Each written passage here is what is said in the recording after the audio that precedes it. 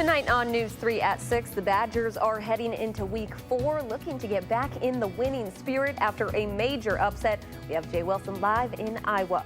And an immigration lawyer is speaking out after 6 people are arrested by ICE officials in Madison. News 3 at 6 starts right now. This is News 3 at 6. Good evening and thanks for watching News 3. I'm Amanda Quintana. The Badgers are in Iowa City tonight for their first Big Ten conference game. That is where we find Jay Wilson this afternoon. Hey there, Jay. Hi, Amanda, and good evening, everyone from Iowa City. Well, the team that's won the Wisconsin-Iowa game the last 4 years has gone on to win the West Division and play in the Big Ten championship game, and that could be very well the case again this year as Wisconsin and Iowa play here at Kinnick Stadium, kickoff just after 7:30. When last we saw the Badgers, the game-tying field goal attempt was sailing wide left, and BYU came away with a 24-21 upset win at Camp Randall last Saturday. Now, after that game, Badgers players were assuring everyone that they could move on from that disappointing defeat. And after practice this week, head coach Paul Chryst thought, yes, in fact, everyone had moved their focus to Iowa this week. You know, a lot of the messaging and the way that we approach this is not always driven by a win or a loss or, you know, perceived success, right? You've got to approach it and you got to try to grow no matter what happens. And yet now you got to go do it, you know, and you know, that's why I thought this was a good week of preparation. The intentions were right, guys were working to get better.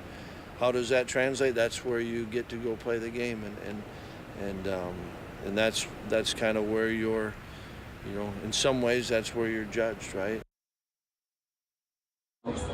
The Badgers have actually won the last 4 meetings with the Hawkeyes here at Kinnick Stadium, but that's no guarantee against a hostile crowd tonight. And later in sports, we'll hear from one of the Badgers who says playing a really tough road game like this should be a lot of fun. Amanda, back to you in Madison. All right, thank you so much, Jay. Well, fall is just a couple of hours away officially. Dave Caulfield joins us with your first alert forecast. Yeah, unofficially, Amanda, it felt like fall all day with plenty of sunshine, but temperatures starting out in the 30s this morning in Madison. Right now, we are in the 60s, but taking a live look in Madison, the WISC-TV Skycam, plenty of sunshine, 64 degrees. We've been there for some time at the airport. South wind at 6 miles per hour. That dew point very comfortable in the mid-40s. I don't think we need to worry about humidity for quite some time across southern Wisconsin. Temperatures in some other spots, 66 in Mineral Point, 67 in Boscobel, 61 in Watertown, and 64 in Janesville. Wind speeds not too bad out of the south and east for today at about 5 to 10 miles per hour. A little bit warmer tomorrow, but before we get there, it's going to be another cool evening under mostly clear skies. Temperatures falling through the 60s into the low 50s, and eventually another trip into the 40s. When I come back in just a few minutes, we'll talk about some warmer temperatures on the way and our next chance of rain in your first alert forecast. Thank you, Dave. 6 families are searching for answers after unexpected arrests in Madison yesterday by the U.S. Immigration and Customs Enforcement, or ICE.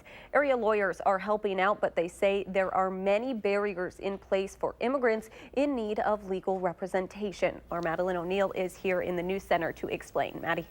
Amanda, Madison City leaders, including Mayor Paul Soglin and Police Chief Mike Koval, are surprised by yesterday's 6 arrests, saying ICE went against protocol by not alerting the agreed upon authority. You can only imagine how families feel as they look for help that's not readily available in our area. Families are totally miserable right now. This city is known for welcoming immigrants. Madison is a great place. We have neighbors, and when something bad happens to our neighbors, we want to help them. But when it comes to offering legal protection, some say Madison is lacking. Not all of them are bad people, and most of what we want is just to have a due process for them, and sometimes it's difficult. It's a systemic problem. Immigration lawyer Grant Sovereign heads the Community Immigration Law Center inside Madison's Christ Presbyterian Church, while John Renee Wachu is the church's outreach director. Already, we have too many people that we're helping to even work on this situation. Since finding out, ICE arrested 6 people in the area Friday. We sympathize for the families. It's tough for everybody. Sovereign's been keeping busy helping the families try to locate those arrested, They're taken to places that are not in Madison. trying to figure out the charges against them, We don't have any of the charging documents. and finding them lawyers. The first thing I thought of is we don't have enough lawyers to help them. In Madison, Sovereign says there are only 2 lawyers who help immigrants pro bono in situations like this. So without a lawyer,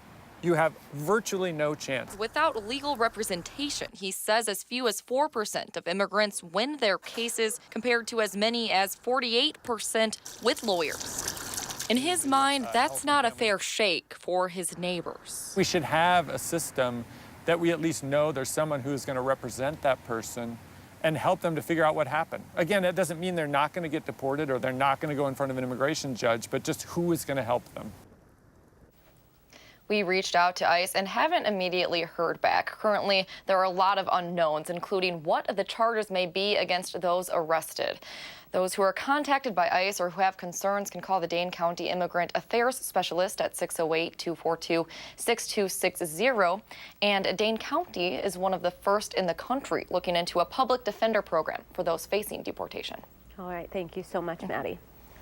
The woman accusing Supreme Court nominee Brett Kavanaugh of sexual assault decades ago has agreed to share her story with lawmakers. Kenneth Craig has the latest.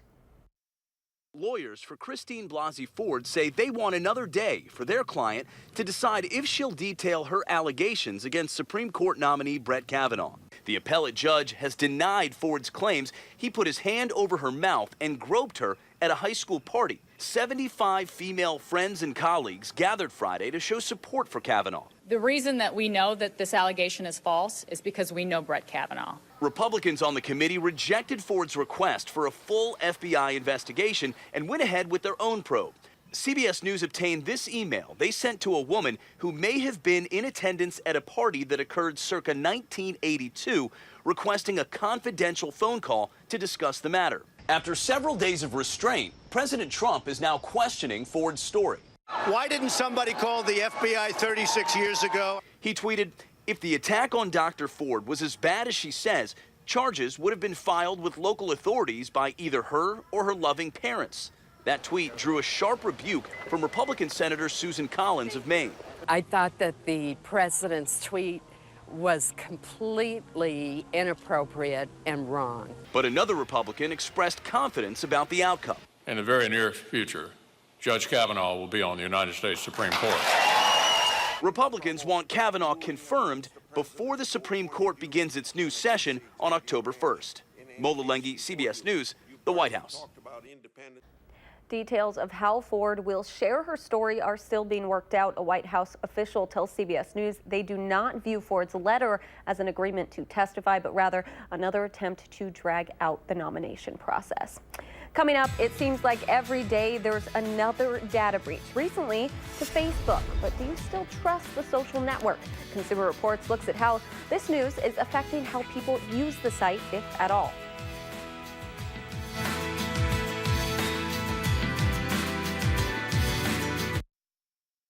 For more than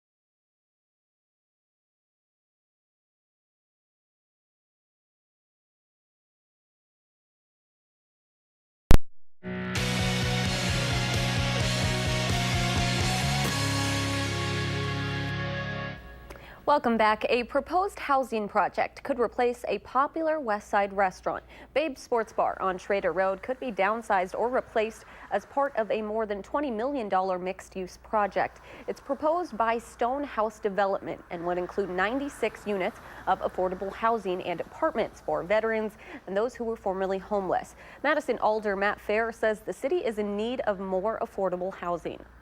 Stonehouse itself have told me that they have a waiting list of 600 families who are looking to get into their units. So that's just one development company. If the city approves the project, construction could start in about a year and a half. While the proposed building would include a restaurant, it's unclear if that restaurant would still be Babe's. Top social media executives were on Capitol Hill getting grilled once again in the wake of several recent scandals, including one that may have compromised the personal information of most of Facebook's 2 billion users. But is that changing the way people use the social network? Chris Leuenberg and Consumer Reports reveals new survey results look at how these scandals are impacting users' behavior on social media. If months of reading about deceitful quiz apps, political meddling by Russian bots, and unchecked data collection have you rethinking your relationship with Facebook, you're not alone. A recent Consumer Reports survey finds that 7 out of 10 Facebook users changed their behavior after the Cambridge Analytica scandal. More than 1 in 3 became more cautious about their posts, revised privacy settings, and turned off location tracking. Still concerned about Facebook collecting your data? Consumer Reports recommends you take a few additional steps. You can turn off location tracking, you can turn off facial recognition, and you can turn on two-factor authentication. That's when your account requests a second bit of information, like a code